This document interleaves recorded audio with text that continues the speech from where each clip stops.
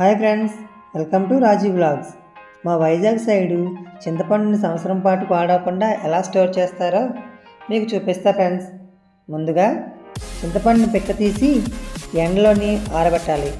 దాంతోపాటుగా కల్లుప్పండి, అది కూడా ఆరబెట్టాలి. మొత్తం ఆరాక ఒక గోనె సంచి తీసుకొని ఆ గోనె సంచిలో కొంచెం ముందుగా రాళ్ళుప్పు వేయాలి. దానిపైన ఒక లేయర్గా చింతపండు వేసి వీడియోలో చూపిస్తున్న విధంగా కాలుతో గట్టిగా తొక్కాలి.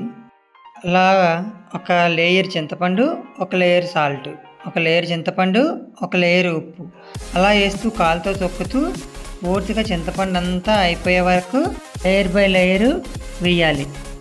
ఇలాగా మొత్తం అంతా అయిపోయాక పైన గట్టిగా మూట తాడుతో కట్టేసి ఒక సైడ్ని పెట్టుకోవాలి.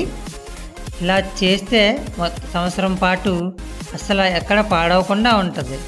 మనకు అవసరమైనప్పుడు మూట విప్పుకొని అందులో ఉన్న చింతపండు తీసుకొని వాడుకోవచ్చు. మేము చింతపండుని ఈ విధంగానే స్టోర్ చేస్తాం. ఓకే ఫ్రెండ్స్, నా వీడియో మీకు నచ్చినట్టయితే లైక్ చేయండి, అలాగే నా ఛానల్ని సబ్స్క్రైబ్ చేయండి.